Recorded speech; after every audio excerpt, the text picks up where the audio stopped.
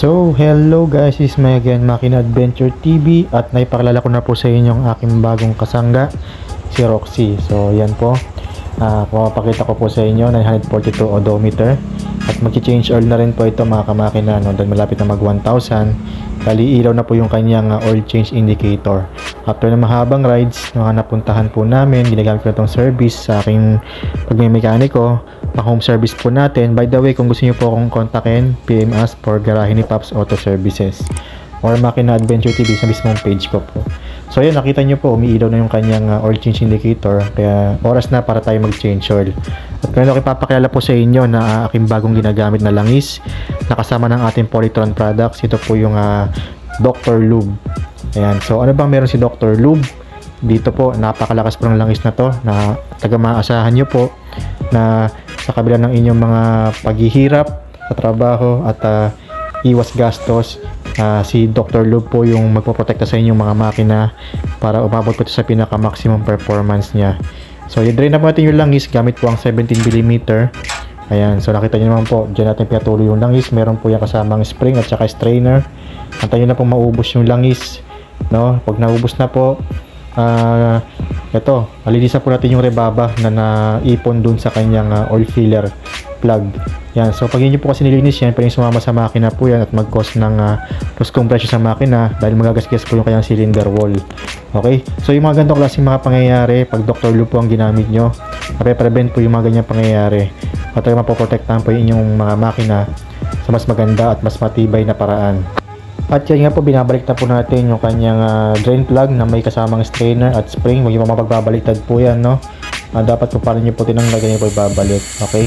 Subukan natin na compress air para mawala po yung mga natirang-tirang langis dun sa kanyang makina. Pagkatapos po, pwede na po natin siyang ibalik. At ngayon, isali na po natin yung ating Dynamatic na Dr. Lube. So bago nyo po siya gamitin, i-shake po muna natin na mabuti, no? Kasi nasa ibaba po yung content ng kanyang Polytron metallurgical chemical. So bawasan po natin siya ng 100 ml since 900 ml po ang required ng Yamaha Mio Aerox na capacity ng kanyang langis. Okay, meron po tayong gagawin sa 100 ml na mamaya. Gagamitin po natin yan pang palit ng gear oil.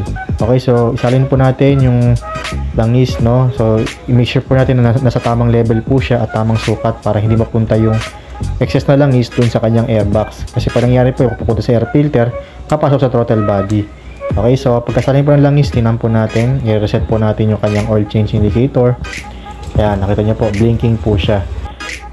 Okay, so na-reset ko na po dyan yung oil change indicator nya at papaanda rin na lang po natin, no? Para makita po natin kung gaano katinin yung tunog ng naka Dr. Lube. Okay, so yan na po, maandar na po yung ating Aerox.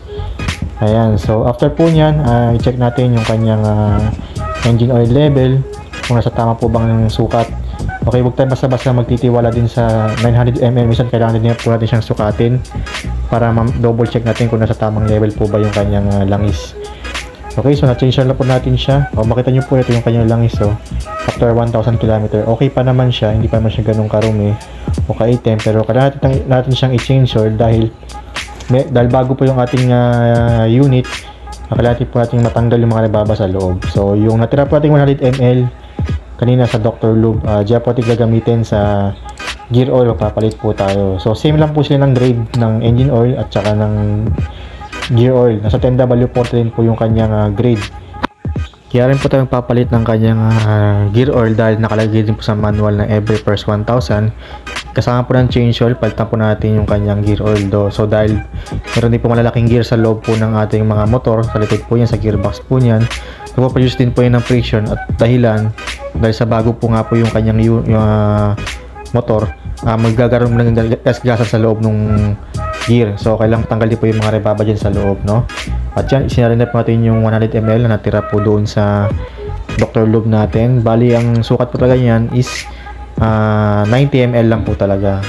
Ayan, so natakpan na po natin at para testing na rin po natin yung ating motor kung gaano kalakas nga ba si Dr. Lube at maganda rin po ba ito sa ating mga transmission final gear, no? At dahil nakapag-change oil na po tayo at palit ng gear oil, tayo na po at mag-rides tayo dito sa Tanay. Okay, so PM nyo lang po ako sa aking FB page para makapag-avail kayo ng aming Polytron products, Polytron Stock Center Antipolo. Okay? At sa garahe ni Pops Auto Services. So, PM lang po ako dyan para ma-avail nyo po yung aming Dr. Lube products. Yun lang po. Salamat and God bless.